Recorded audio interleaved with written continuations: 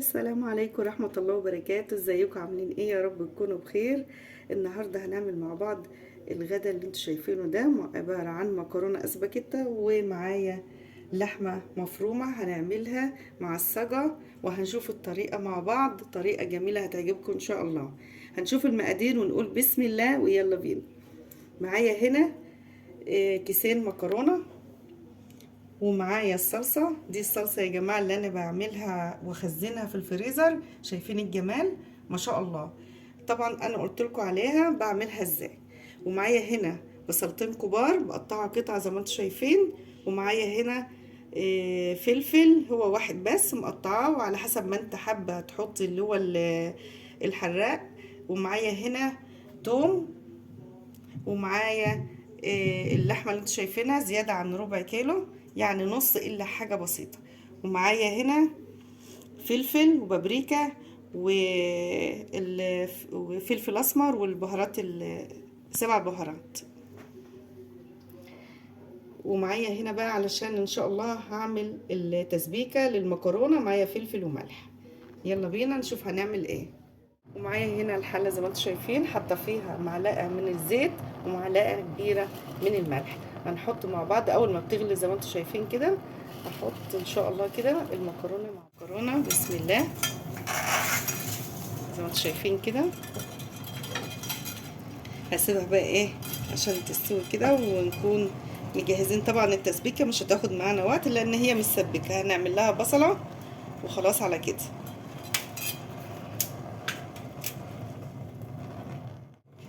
طبعا زي ما انتم شايفين كل شويه كل ما بتطرى تنزل لتحت اهي.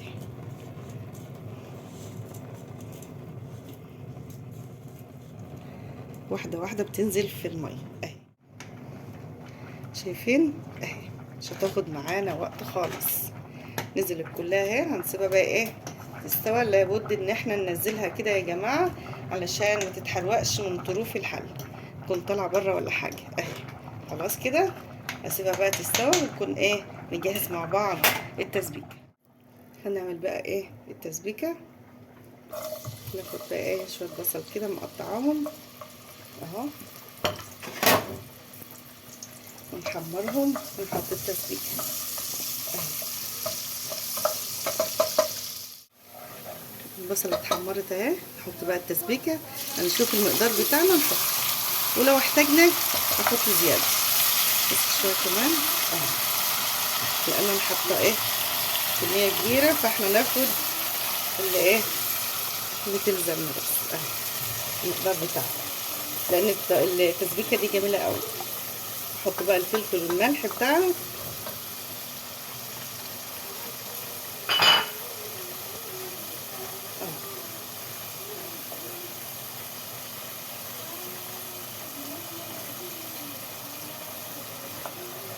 خلاص. نحط بقى ايه المكرونه اهي زي ما انتم شايفين خلاص استوت اهي. هشيلها لان انا مش هحط التسبيكه، والتسبيكه لوحدها موجوده اهي، لان انا عايزه التسبيكه لوحدها والمكرونه لوحدها. وهقول لكم الطريقه شكلها ايه. حطينا معلقتين زيت، مش هنكتر 2 أو 3 كده، عشان ايه انتوا عارفين ان اللحمه بتنزل دهون، لازم نديلها صدمه. وبعد كده نحط ايه البصل. شايفين كده واحده واحده، مش راضيه ان انا اقلبها قوي علشان ما تنزلش الماء بتاعتها اهو. زي ما انتم شايفين كده هي بس تقلبتين واحط فيها ايه البصل اهو. بسم الله.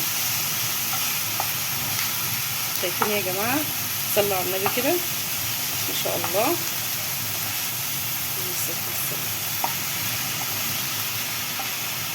طبعا الكل بيحب المكرونه الاسباجيتي، والاطفال والكبير والصغير شايفين. هحط بقى ايه البصل زي ما انتم شايفين كده. بسم الله.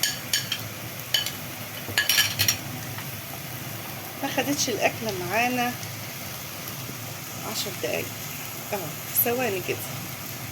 المكرونه سويناها في ثواني والتسبيكه جاهزه. الحاجه ناخد لها بس تقليبتين كده، وبعد كده نحط ايه الثوم والفلفل اهو.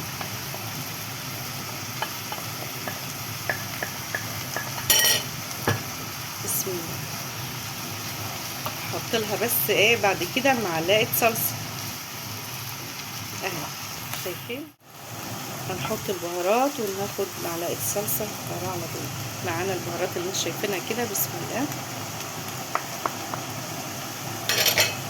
اهو.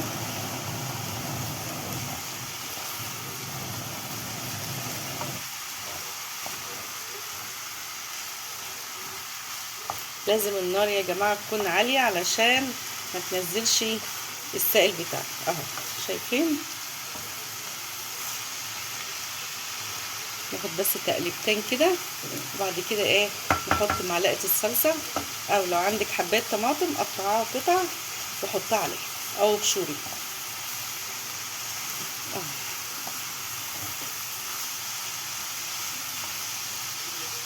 ما شاء الله الريحه طالعه ايه منتهى الجمال. نحط بقى ايه معلقه الصلصه كده معانا اهي.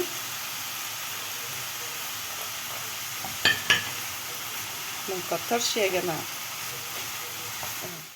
وكده خلصنا خلاص اهي. عصجنا اللحمه خلصت، بنطفي عليها، وخلصت المكرونه زي ما انتم شايفين، وعملت التسبيكه اهي. كله جاهز وهعرف قدامكم ونشوف. ما شاء الله الريحه بتاعت اللحمه المفرومه جميله جدا. طبق سريع وجميل جدا اهي. خلاص كده حط عليه زي ما انتم شايفين كده. هنحضر الاكل مع بعض. بسم الله الرحمن الرحيم. هنحط المكرونه الاول. بسم الله اهو يا جماعه، عشان بس انا حطاها بالطول كده زي ما انتم شايفين كده. ما شاء الله احنا حطينا المكرونه الاول، بعد كده هنحط الصلصه طبعا على حسب ما انت عايزه، كتير قليل اهو. طبعا انا ما بحبش الصلصه كتير قوي. هنحط اللحمه مع بعض. احلى طبق مكرونه في منتهى الجمال. ايه رايكم بقى في الطبق ده؟ حلوين. ايه رايك يا ايهما؟ حلو. يلا اتفضلوا معانا يا جماعه، ومتنسوش اللايك والاشتراك في الاشتراك. القناه. والسلام عليكم ورحمه الله.